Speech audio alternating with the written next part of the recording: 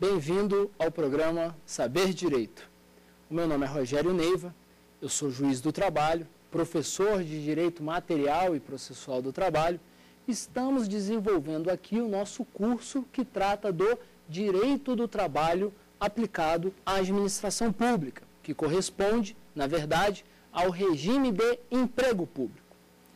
Esta é a nossa quarta aula e vamos tratar nesta nossa quarta aula dos efeitos da extinção do contrato de trabalho no âmbito da administração. Na verdade, vamos tratar da extinção do contrato de trabalho, as suas possibilidades e seus efeitos, envolvendo relações empregatícias estabelecidas no âmbito da administração pública.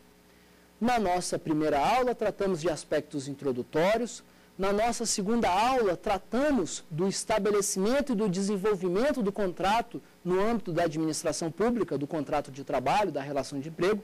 Na nossa terceira aula, tratamos da terceirização e agora iremos tratar da extinção do contrato de trabalho. Se você tiver alguma dúvida sobre os temas que estamos trabalhando aqui relacionados à aplicação do direito do trabalho no âmbito da administração, basta mandar um e-mail para saberdireito@stf.jus.br, saberdireito@stf.jus.br. Nós temos aqui a participação no estúdio conosco da Paula, do Luiz Fernando e da Tânia, que estarão aqui nos fazendo algumas perguntas relevantes para a compreensão dos conceitos que estarão sendo trabalhados aqui neste nosso encontro correspondente à quarta aula envolvendo o direito do trabalho aplicado à administração pública. Muito bem, então, como eu havia dito, o nosso tema desta aula envolve os aspectos relacionados à extinção do contrato de trabalho estabelecido no âmbito da administração. Mas para compreendermos a extinção do contrato de trabalho no âmbito da administração, é preciso, em primeiro lugar, uma compreensão das possibilidades de extinção do contrato de trabalho. Na verdade, no mundo, nós temos três possibilidades de modelos que vão tratar da proteção contra a dispensa arbitrária, ou seja, das possibilidades de ruptura por iniciativa do empregador sem motivo. Nós temos um primeiro modelo envolvendo o modelo da limitação total. Segundo esse modelo, estabelecido uma relação de emprego, um contrato de trabalho, o empregador só pode dispensar o empregado se houver motivo. É bem verdade que alguns países que adotam esse modelo têm um conceito de motivo que é um pouco mais amplo, ou seja, não envolve apenas uma falta cometida pelo empregado, podendo envolver também um aspecto relacionado à necessidade de ordem técnica, econômica ou financeira da empresa. Mas o fato é que este primeiro modelo, segundo este primeiro modelo, o empregador só pode dispensar o empregado se efetivamente houver motivo. Este modelo, aliás, é o modelo consagrado pela polêmica e comentada Convenção 158 da OIT. A Convenção 158 da OIT consagra este modelo de limitação total, segundo o qual o empregador só pode dispensar o empregado se houver motivo. Aliás, a Convenção 158 foi incorporada no nosso ordenamento jurídico, logo em seguida foi denunciada e está em discussão no momento atual a constitucionalidade da denúncia. Foi ajuizada uma ação questionando a constitucionalidade da denúncia no âmbito do controle concentrado no Supremo Tribunal Federal.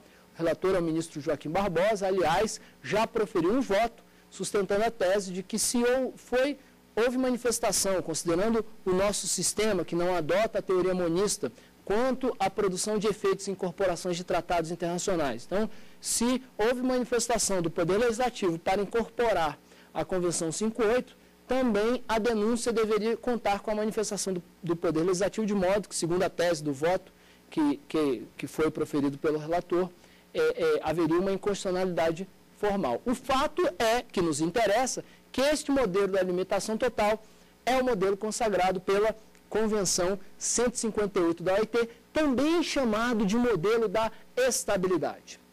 O segundo modelo de proteção contra a dispensa arbitrária ao emprego envolve um modelo de liberdade total. Segundo este modelo, contratado, estabelecida a relação de emprego, o empregador tem ampla liberdade para romper a relação sem qualquer sanção ou restrição do ponto de vista jurídico ou econômico. Já o terceiro modelo seria um modelo de caráter híbrido.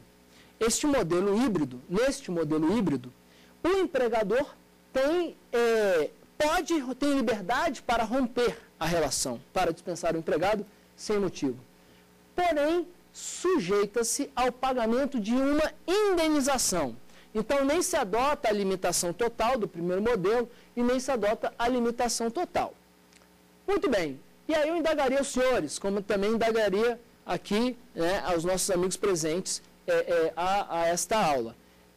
Qual é o modelo que nós adotamos no artigo 7º, inciso 1º da nossa Constituição Federal? A essa altura, todos já devem estar refletindo e já devem ter encontrado a resposta no sentido de que o modelo que nós adotamos no texto constitucional está mais próximo do modelo híbrido, do terceiro modelo, na medida em que, no artigo 7º, inciso 1º da Constituição, o que fez o legislador constitucional, aliás, enquanto manifestação do poder constituinte originário? Disse lá a Constituição, no artigo 7º, inciso 1º, que o empregador, em regra, o empregador tem liberdade para dispensar o empregado, sujeitando-se, porém, a uma restrição de natureza econômica. Então, no nosso sistema jurídico, conforme a lógica do artigo 7º, inciso 1º, o empregador, em regra, tem liberdade para dispensar o empregado e paga uma indenização. Esta indenização corresponde à sanção, à indenização de 40% dos depósitos do FGTS. Aliás, o FGTS, ele se insere neste contexto de proteção contra a dispensa arbitrária. No fundo, o FGTS corresponde a uma poupança gerida pelo poder público, formada em favor do empregado, a partir de recolhimentos mensais correspondentes a 8% de vantagens de natureza salarial pagas ao empregado. E aí, alguns doutrinadores sustentam que o FGTS tem natureza de direito semipúblico. Por que seria um direito semipúblico? Porque é um direito que pertence ao patrimônio do empregado, porém sobre o qual não se tem total disponibilidade. O empregado só pode levantar esses recursos nas hipóteses autorizadas pela Lei 8.036.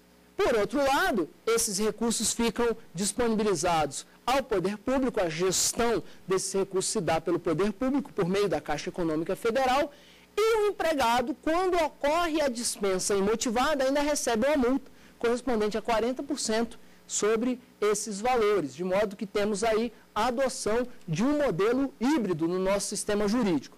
Mas eu havia dito que, em regra, o empregador tem essa liberdade. E por que eu digo que, em regra, o empregador tem essa liberdade? Porque, em algumas situações, o empregador não terá essa liberdade de dispensa. Aliás, é preciso chamar a atenção, um conceito importante, que esta liberdade do empregador, sem motivo, promover a ruptura do contrato de trabalho, é aquilo que se considera um direito potestativo, é a potestatividade do empregador dispensar o empregado. Como assim? Não é um direito subjetivo. É um direito que se exaure na própria esfera jurídica do titular. O empregador exerce o direito de dispensar o empregado. Mas eu havia dito que o empregador, em regra, terá essa liberdade. E por que eu digo isso? Porque, excepcionalmente, o empregador não terá. Excepcionalmente, o empregador não terá a liberdade de dispensar imotivadamente o empregado, de exercer essa potestatividade da dispensa imotivada. E quando é que o empregador não terá essa liberdade? O empregador não terá liberdade para dispensar o empregado nas hipóteses em que o empregado for detentor de um direito chamado estabilidade.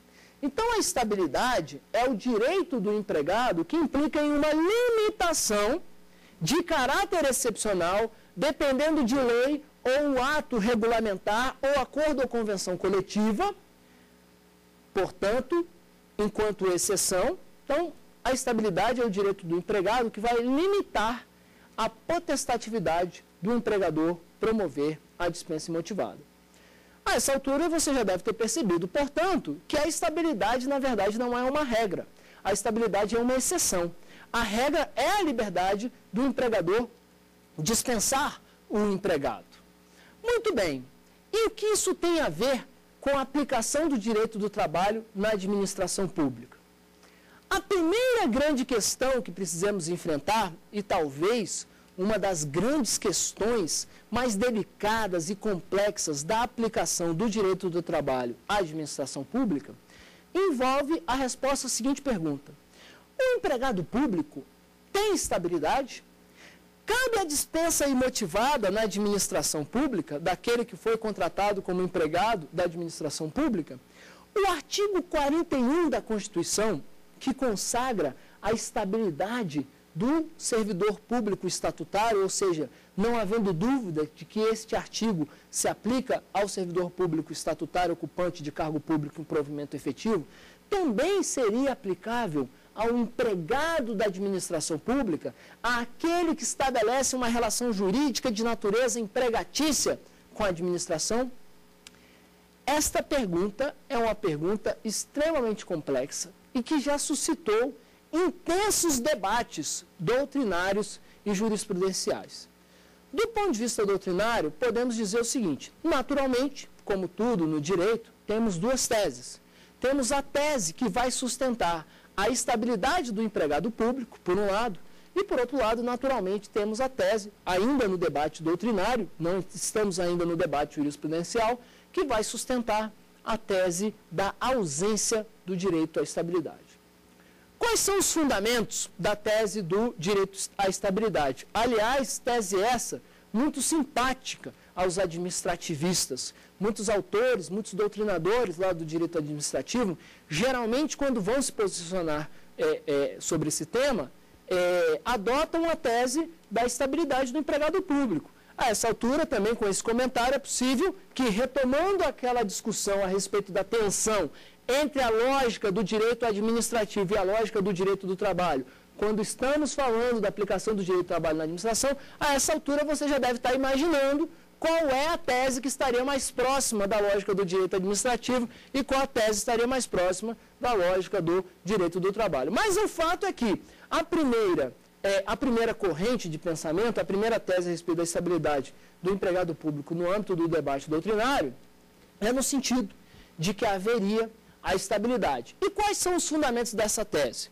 Primeiro, a ideia de que não é compatível com o direito administrativo os atos imotivados, a dispensa imotivada enquanto um ato sem motivação, enquanto um ato puramente discricionário, não seria passível de admissão. Aliás, a tendência do direito administrativo é cada vez mais no sentido da limitação à discricionariedade do administrador, a limitação à discricionariedade absoluta do administrador. Portanto, um primeiro fundamento envolveria a ideia de que não há atos imotivados na administração pública. Além disso, temos também aí a ideia de que o administrador não é dono da coisa pública. Por não ser dono da coisa pública, não cabe ao administrador agir como se fosse um empresário particular, promovendo dispensas imotivadas, sem motivo algum, né? A chamada, aquilo que a CLT vai chamar, ou melhor, que a Constituição, no artigo 7º, inciso 1º, vai chamar de dispensa arbitrária.